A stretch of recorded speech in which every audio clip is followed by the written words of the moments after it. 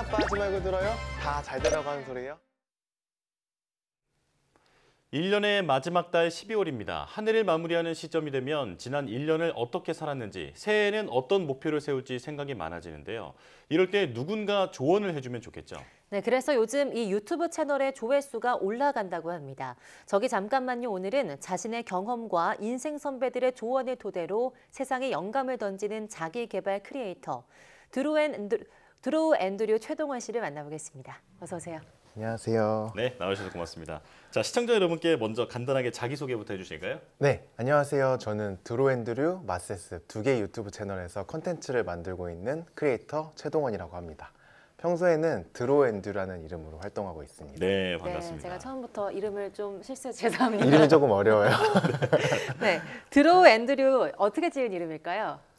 제가 해외 생활을 했었는데 그때 앤드류라는 이름을 처음 쓰게 됐어요. 네. 근데 그때부터 내가 꿈꾸는 새로운 나를 그려나간다 라는 뜻으로 앞에 드로우를 붙여서 드로우 앤드류라고 이름을 지었습니다. 그렇군요. 예. 자, 성공한 사람들, 또 인생 선배들에게서 듣는 동기부여, 또 그 스스로 깨우친 삶의 지혜 같은 것들을 콘텐츠로 만들어서 전하고 계신데 원래 어떤 일을 하셨나요? 제가 원래는 직업이 그래픽 디자이너였고요. 미국에서 일을 하다가 퍼스널 브랜딩의 중요성을 깨닫고 유튜브를 시작했고 지금은 강연도 하고 책도 쓰고 브랜드를 만드는 일을 하고 있습니다. 그렇군요. 네, 그런데 그 동기부여랑 조언 같은 게 유튜브의 수많은 콘텐츠 중에 하나인 뭐 음악이나 유머 같이 좀 시선을 딱 잡아끄는 그런 콘텐츠는 사실 아니잖아요. 처음부터 지금처럼 굉장히 잘 되진 않았을 것 같은데요. 어려움도 있으셨겠죠?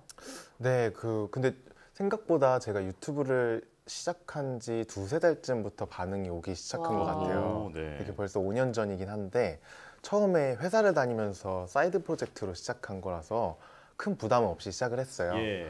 근데 다만 이제 채널이 커가면서 아무래도 이제 자기 개발이란 주제 안에서 컨텐츠를 다양화하는 것에 대해 고민이 많이 생겼고 다행히 지금은 많은 관심 그리고 주셔가지고 좋은 영향으로 보답해야 된다는 부담감이 생기는 것 같기도 합니다. 네네. 네. 근데 네. 그런 부분에 있어서 이제 자기 개발이라는 쪽에 저만의 강점은 뭘까 고민을 했는데 제가 아직 나이가 어리기 때문에 조금 그 권위적이라기보다는 저 친구 같은 이제 느낌으로 다가가려고 했는데 네. 덕분에 그걸로 공감을 많이 산 것 같아요. 두세 달 만에 반응이 왔다니까 참 대단하다는 생각이 듭니다. 자, 그렇다면 시청자들의 반응이 가장 뜨거웠던 콘텐츠는 뭐였나요?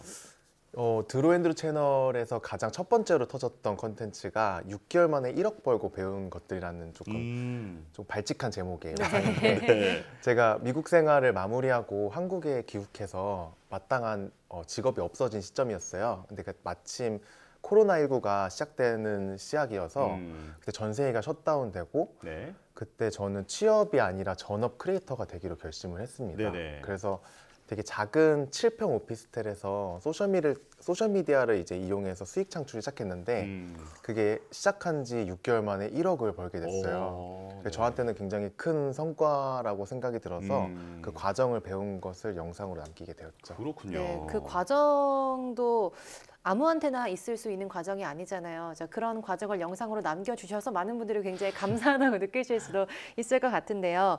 채널을 또 하나 운영하고 계십니다. 이게 마이세이프 스페이스 줄여서 마세습이라는 채널인데요. 이게 나의 안전한 공간이라는 뜻이잖아요. 네. 이게 어떤 콘텐츠를 여기서 만들고 계실까요? 이 마세습도 참 이름이 어려운데 제가 나중에 만들게 된 채널이에요. 네. 제가 이제 잘 되고 큰 스튜디오로 이사 가게 되면서 저만의 공간을 꾸며나가는 과정을 또 공유하고 싶다는 생각을 하게 됐어요. 네네. 그래서 마이 세이프 스페이스, 우리 모두에게는 안전 공간이 필요하다라는 게 이제 제 채널의 메시지인데 네. 이 마세습의 그 스페이스는 공간도 뜻하지만 시간을 뜻하기도 해요. 예. 그래서 제가 어떻게 저만의 안전 공간을 만들고 그것에서 어떤 것들을 하면서 시간을 보냈는지 브이로그 형식으로 보여드리고 있습니다. 예.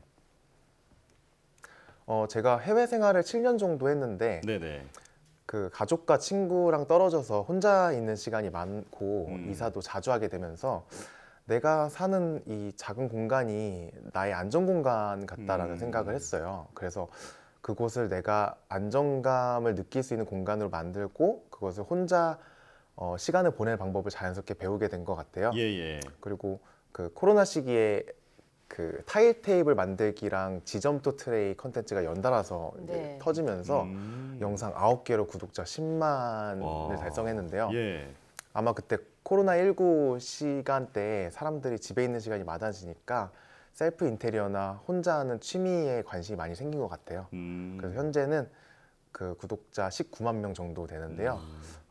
재작년쯤에 성수동에서 저의 그 공간을 그대로 옮겨서 팝업 스토어도 하고 굿즈를 완판시키기도 하고 와. 정말요. 네, 때때로 브랜드랑 컬래버레이션을 통해서 기획 상품도 만들고 브이로그 온라인 클래스도 만들게 됐습니다. 네. 아, 정말 다재다능하시다 이런 생각이 듭니다. 자, 그런데 이제 채널을 운영하시면서 느끼는 보람도 있고 또 고충도 있을 것 같거든요. 어떤지 들려주시죠. 네, 그동안 이제 제가 강연도 많이 다니고 제가 벌써 책을 2권이나 썼어요. 그래서 네.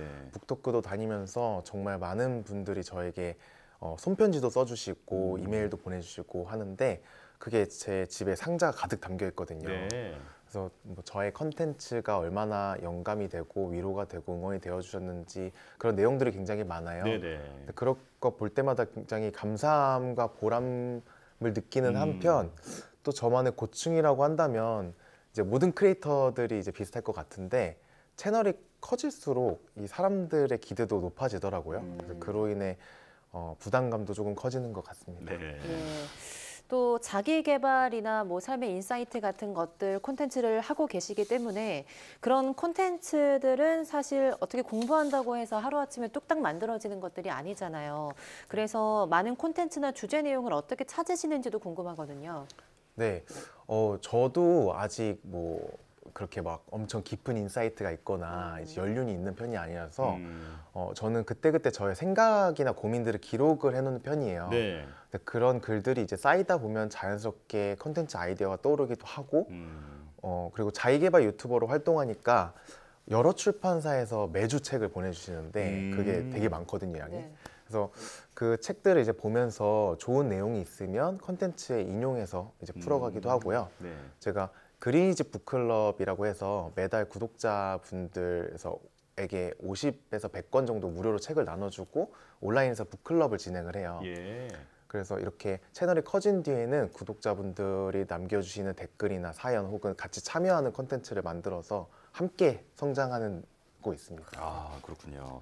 자, 그런데 이번엔 조금 비판적인 질문인데요. 네. 그 동기부여나 자기계발서 이런 거는 다 말뿐이다. 위로가 안 된다. 이렇게 말씀을 하시면서 안 보시는 분들도 있단 말이죠.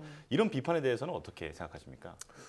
확실히 그 자기계발 콘텐츠에 대해서 그렇게 생각하시는 분들도 분명히 있는 것 같아요. 네. 저도 그런 반응이나 댓글을 볼 때가 있는데 하지만 그 제 컨텐츠를 오랫동안 지켜봐 오신 분들은 제가 어떻게 성장해야 하는지 그동안 계속 그 과정을 공유하고 행동으로 보여드렸기 때문에 그런 말씀을 잘 안 하시는 것 같아요. 예, 예. 그래서 대부분은 이제 저를 잘 모르시는 분들이 해주시는 말씀이라고 생각을 해서 마음에 담아두지 않는 편이라고는 하는데 이게 약간 제 그 게임 컨텐츠랑 비슷한 것 같아요. 네. 저는 게임을 하지 않는데 게임 컨텐츠를 보면서 아 저건 시간 낭비다 하면서 비판하진 않거든요. 네네. 저도 어릴 때 게임을 많이 했고 그 재미를 잘 아니까. 예. 근데 세상은 넓고 다양한 사람들이 있잖아요. 예. 그래서 저는 저기서 재미를 느끼는 사람들도 있구나 할 뿐이고 저는 자기 개발에 재미를 느끼는 사람이라서 그리고 저희 구독자분들도 마찬가지라고 생각합니다. 네. 네. 또 이제 자기 개발 콘텐츠를 만들고 계시니까 또 질문을 드리고 싶은 게 이제 연말이죠. 또 한 해를 좀 되돌아보고 성찰하고 내년을 위한 각오도 다져보는 그런 시기가 아닐까 싶은데요. 네. 시청자분들께 좀 공유하고 싶은 지혜나 연말엔 이렇게 했으면 좋겠다, 새해는 이렇게 했으면 좋겠다 하는 말씀 있으실까요? 네, 제가 이제 자기개발 크리에이터로 활동한 지 4년이 넘어가는데 되게 재밌는 현상이 매년 연말이랑 연초가 되면 저희 채널의 조회수가 자연스럽게 올라가요.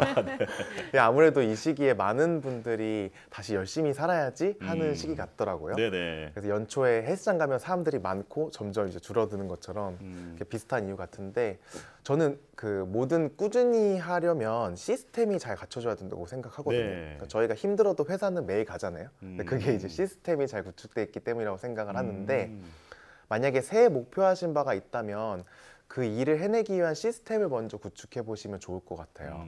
그래서 제가 지속적인 자기 개발을 이루어내려면 필요한 4가지라고 해서 동기, 계획, 실행, 기록 이렇게 말씀을 드리는데 네. 저 같은 경우에는 그 동기를 위해서 아침에 일어나면 자기 암시를 합니다. 그렇게 저의 동기를 깨우고 그 다음에 플래너를 쓰면서 계획을 해요, 하루를. 그리고 실행을 하기 위해서 에너지를 내기 위해서 운동을 하고요. 그리고 독서를 합니다. 그리고 그 과정에서 제가 또 배운 게 있고 얻은 게 있다면 혹은 고민이나 걱정이 있다면 그걸 기록으로 그 다이어리에 씁니다. 네네. 그래서 저는 이 과정을 반복하면서 한 장소에서 그리고 그 반복하기 위한 장소와 도구들이 마련되어 있고 그걸로 시스템을 구축했어요. 네. 그래서 여러분들도 저의 시스템을 구성하는 방법을 이용해서 새해에는 작심 3일이 아니라 작심 365일이 되시면 좋겠습니다. 네. 어떤 목표를 이뤄낼 수 있는 시스템을 마련하는 것이 중요하다. 네. 네, 이 부분은 저도 꼭 유념하겠습니다. 자, 이제 마지막 질문인데요. 세상에 많은 영감을 던지고 있는 분이라서 이제 어떤 대답을 해주실지 더 궁금한데 앤드류님의 꿈이나 목표는 뭘까요? 저는 사실 굉장히 운이 좋게도 제가 20대 때 꿈꿔왔던 것들을 이미 이뤘다고 생각을 해요. 예. 그래서 지금은 새로운 꿈을 찾아가고 있는 중이라고 항상 말씀드리고 있고 그런데 저는 구체적인 내년 목표는 있어요. 네. 그래서 저의 내년 목표는 저의 이름을 딴 브랜드를 만드는 게 이제 계획인데 사람들이 그 더욱 재미있게 자기 개발을 할 수 있도록 돕는 도구를 만드는 브랜드를 만들어 보고 싶습니다. 네. 오늘 이야기를 나누어 보니까 그 심리학자들이 심적으로 굉장히 안정되거나 성공하신 분들은 자기만의 안전기지가 있다 이런 말씀을 좀 하시더라고요. 네. 그래서 아까 안전공간이라는 말씀도 하셨고 지금 굉장히 큰 안전기지를 갖고 계신 것 같은데 아마 구독자분들이 드로앤드류랑 마이스페이스 안전공간이 그런 안전기지가 아닐까 이런 생각이 좀 드는 그런 시간이었습니다. 네. 감사합니다. 오늘 말씀 잘 들었습니다. 고맙습니다. 고맙습니다. 감사합니다.